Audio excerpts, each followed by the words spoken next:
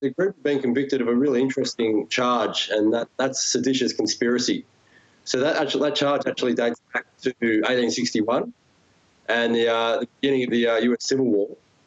But really what it does, it's said to occur when two or more people conspire to overthrow, put down or destroy by force the US government, or to levy or oppose by force or prevent the execution of any law.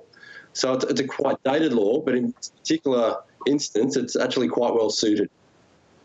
And the verdicts come after a trial that lasted months. What else has been revealed? Well, the trial really reveals just how deep-seated the challenges are in the United States. So the Proud Boys weren't the only group of individuals who were convicted. There's been over 1,000 arrests across the United States in the aftermath of the 6th of January. And on top of that, groups like the Oath Keepers, who are a militia, were convicted of the same charge. And so this shows just how deep-seated and polarised the society is in the United States at the moment. And it shows just how, with the election coming up, it shows just how challenging the situation could get going forward as well. These groups have not gone away. Well, how active are the groups now compared to a few years ago, before the Capitol riots? So there's been some reporting and some data captured that demonstrates that the size of the number of groups has dwindled, but the extremism of the groups hasn't necessarily dissipated in any way, shape or form. And when you're talking about hundreds of groups, losing 100 or 200 groups really isn't that much of an issue. It's a small percent, or a reasonably small percentage of the spectrum of far right extreme in the US. So we know that with Trump potentially running again, we know with the increasingly polarised politics coming out of the Republican Party over there at the moment as well, and obviously the division that we've seen over the last half decade, it could get quite heated. And these groups may well reappear in public enacting some form of violence. Well, tell us more about what these verdicts mean in the lead up to the election. Will these groups, do you think, find more motivation somehow to become more active?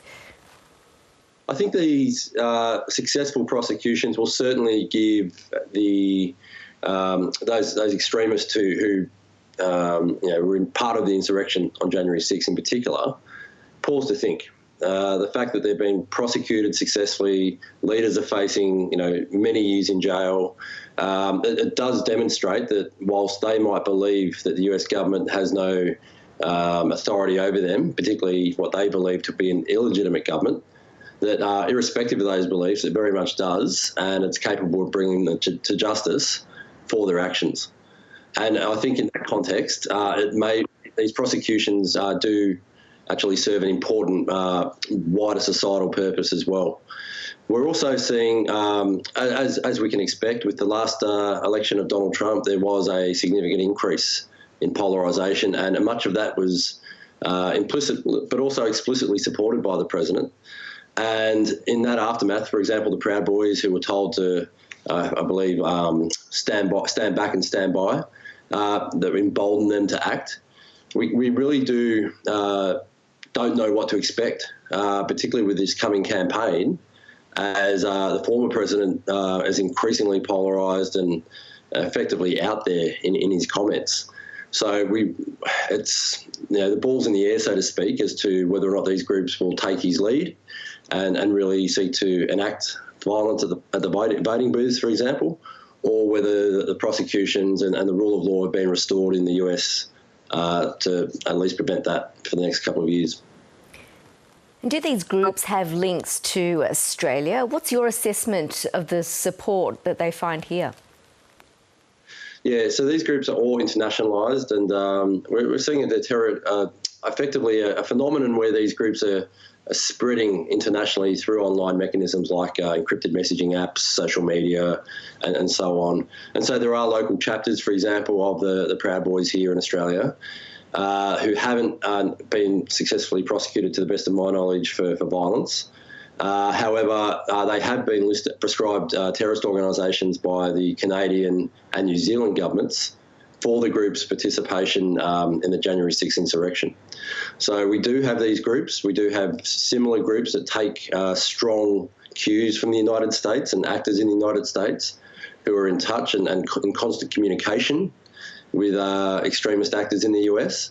And that's an area of constant concern for Australia's security agencies, but also should be a cause for concern in wider society, because these are extreme views coming in unfiltered into the Australian political landscape. And it really is important that the body politic effectively reject them. But we're seeing certain politicians pick them up, attempt to use them and to mobilise. So we are still facing a challenging, post-Trump presidency impact here in Australia. Josh Roos, thanks so much for your time and analysis. Thanks for your time.